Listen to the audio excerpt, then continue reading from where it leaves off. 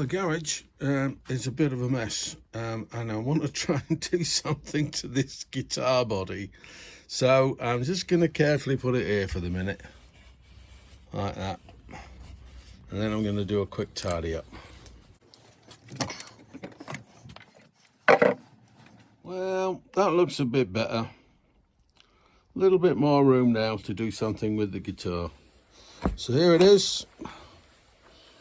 There's the guitar, and a quick recap of what needs doing here. The back of that bridge slightly lifting from the body, and what's causing it is where this block hits this piece of wood here inside, right along there. So what I'm going to do is take this bridge off, and then I'm going to just file that back, scrape that back a little bit there, and then that'll touch quite okay.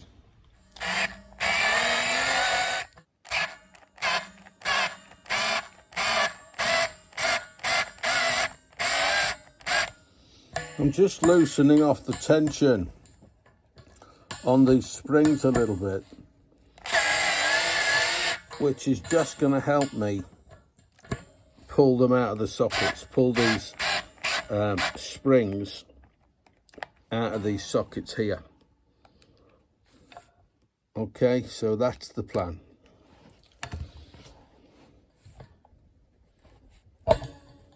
There's one.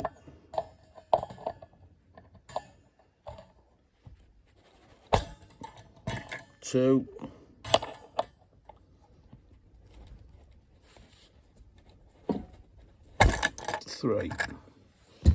Three springs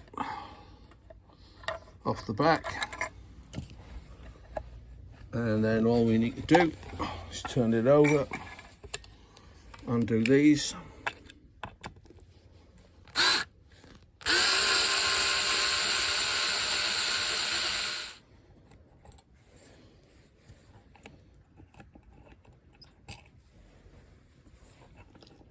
when you're working with screws and springs and what have you, one of the most infuriating things that can happen is when you've only got the springs and the screws that you've got, is losing them in between.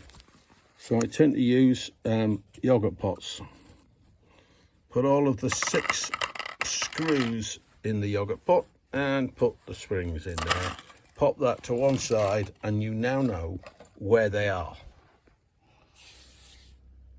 So here we are, back with a piece of wood, nice flat piece of wood, and some different grits of paper. So I've got some 80 grit, some 60 grit, some 60 grit. You want something that's quite gritty, so 60 or an 80. And you're going to stick it to that with double-sided sticky tape, and then you're going to use it like a file on here. Now you're better off with heavy grade sandpaper if you haven't got a really gritty file. And the thing about files is they do go blunt. So so I tend to use flat pieces of wood with a piece of sandpaper stuck to it. So here's your piece of wood with your double-sided sticky tape on one side. If you're working in a garage like me and it's outside of the house and it's cold, you're going to need a heater. Not only because your fingers will freeze and you'll want to go to the toilet a lot, but also because the glue on things like double-sided sticky tape doesn't activate as well when it's freezing cold.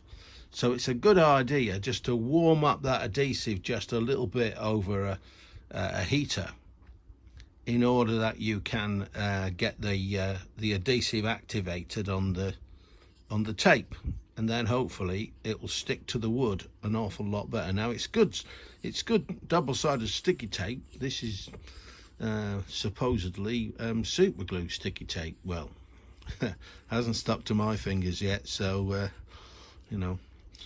There you go. So just give it a rub and that'll stick.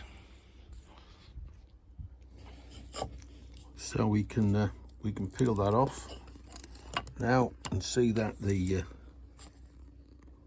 if you can see, but the tape has quite nicely now stuck to that, whereas it wasn't sticking before until I heated it up.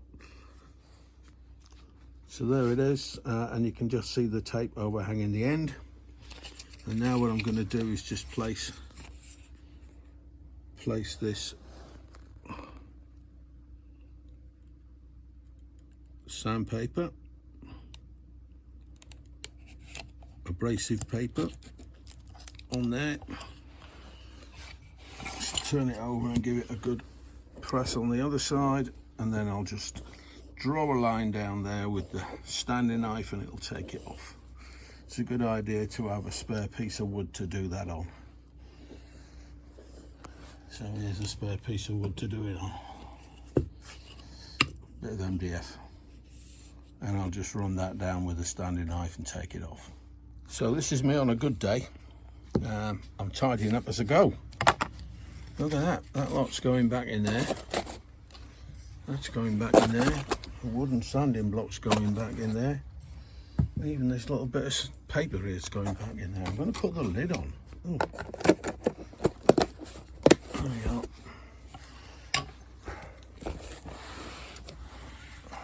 Just pop these scissors and knives back in the cupboard.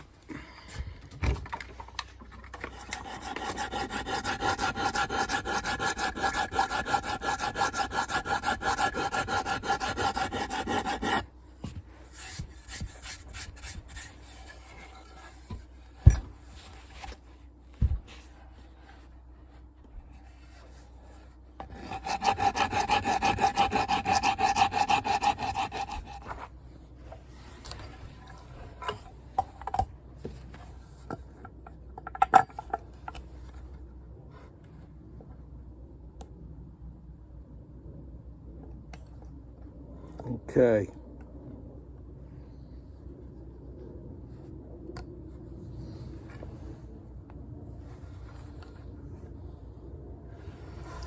So I've just put the bridge back in, and now you can see that bridge, look, is totally flat, whereas before it just had a little kick up the back like that, and now it's flat. And it didn't take much doing, did it, really, to get to there. The thing about sorting out your guitar is not overcooking it. There you are, nice and flat now on the top there. So I'm going to screw that all back together again. The body and the neck. And when I've done that, I can just check that work that I did on the neck